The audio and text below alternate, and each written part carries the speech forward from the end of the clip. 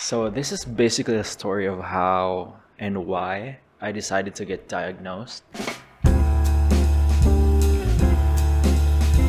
I think for a lot of people, the reason they start asking for help is because a lot of the things that ADHD exacerbates can very much affect our daily lives. I think a lot of us get our jobs affected, and certainly for me, that was the biggest case. I started noticing that I couldn't do even the easiest tasks. I had an opportunity 2 years ago to work with really kind bosses, and I only had to work for like maybe 3 or 4 days in a week and for like 4 hours a day.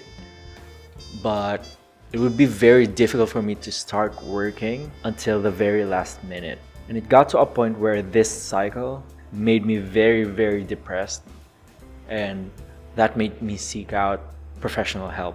Before this, I had many signs, especially growing up, that I either completely ignored or had no idea what to do with. Basic household tasks such as doing the dishes or fixing my laundry or even trying my best not to misplace household things proved to be very, very boring. Whenever I'm faced with very boring tasks, it's just very hard for me to start whenever it's most convenient. I would always leave it to the last minute before I start procrastinating. This was definitely the case for me during high school and even up to college. I remember going home not interested to do any of my homeworks, and it got to a really bad point where I would even go to class empty-handed just because I also at the same time felt bad whenever I have to do my homework in school, like hours before the class starts. It was very easy for me to hyper focus on things that I'm very much interested in, and because of that, my grades in school definitely took a hit. I had no problem watching tons of videos on YouTube, pretty much just daydreaming all the time, as well as going to bed very, very late at night. So the next day when classes began, I would just come to school tired. During college, it was no different. During my first year, I felt like the environment I was in was kind of exciting enough, and somehow that kind of helped me very diligent with my classes. However, I did notice that whenever we had to do projects that included some type of filming, I'd perform very, very well, especially compared to my colleagues and classmates. However, about 8 months in, I started noticing that excitement kind of started waving off. Before I completely dropped out of college, I started noticing that I just had no motivation to go to class at all, and eventually became very depressed. I think it was this time where I became fully aware of my depression, but even then I couldn't tell what it actually was. This has also manifested quite obviously in the dorm room that I was staying in. I might not own a lot of stuff even to this day. However, during college, none of my clothes were even folded or hanged. They were all just sitting on top of the bunk bed, and this made it very difficult for me to pick which ones to wear on a daily basis.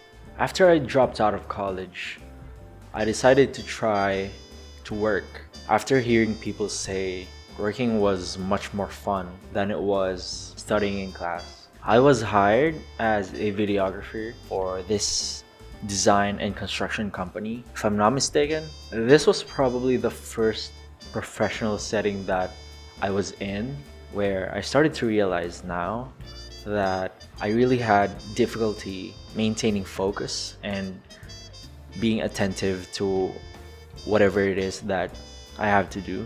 I was only able to stay there for like 3 months before I decided that I didn't want to get renewed for another contract. It just felt like my skills weren't being used to its full potential.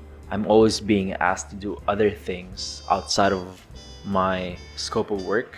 That really proved to be difficult for me, who has ADHD. The years following my dropout very much proved how I kind of became addicted to the comfort of not working, especially not working when I'm being asked to do things that are just not in my interests. I was given many opportunities to work on film sets right after film school. I was also able to earn quite a decent amount of money during that time. However, if you're aware of the many struggles of those who have ADHD, you would not be wrong to assume that I was very, very bad with handling my finances. Every time I received my paycheck, I was probably looking at what's the new next shiny thing that I could buy with this much amount of money, and not even think about saving up. I was also living with my parents at this time, so kind of felt like there were no consequences to just spending whatever money I had and not worry about whether or not I'll be able to put food on the table for the next coming months. And since I had no rent to pay, I had quite a decent amount of money to spend on gear that I won't end up using a lot anyway. I made a lot of excuses that this is an investment on my work, only for a year or two to pass and for me to realize that I haven't really gotten any ROI from any of the gears that I've just purchased. Fast forward to when I finally turned 24 or 25, and when I decided to live on my own and away from my parents. That's when I decided to try having another attempt at a full-time job. I'd say I performed very, very well during the first few months, but then I started noticing that even if I could finish a task 4 days earlier, I would almost always procrastinate and finish my work when I only had about 6 hours left before submission.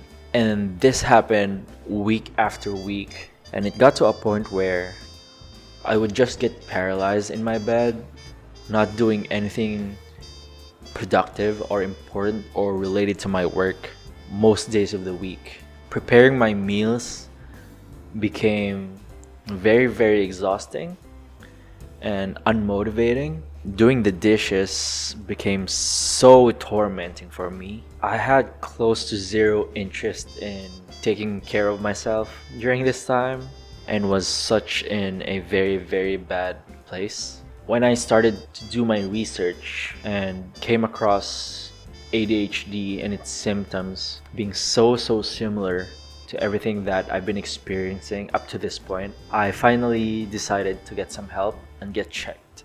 Unfortunately, in my case, medication didn't really help me a lot. It would work for the first couple of months, but then I would start experiencing really bad side effects. And I know that's not the same for everyone. In fact, I think more people with ADHD will benefit from taking medication. Maybe I'm just not one of those people. It wasn't until this year when I was referred to a therapist by a former psychiatrist of mine. And when we started doing weekly sessions, I started to see major improvements in myself. It sure took a while before I got to this point where I'm starting to regain that bravery that I had years ago when trying new things and when trying to meet clients for potential work. But I also believe that every little step that I did starting 2 years ago when I decided to get diagnosed had some sort of impact on where I am now. I definitely encourage you to get checked. It might not take a year or two before you start seeing massive improvements, but at least in my case, taking that first step of seeing a psychiatrist and getting diagnosed made me feel seen, and it felt very, very liberating finally knowing that a lot of the struggles that I've had ever since I was a child made sense, and that I was not just lazy and incompetent and unreliable.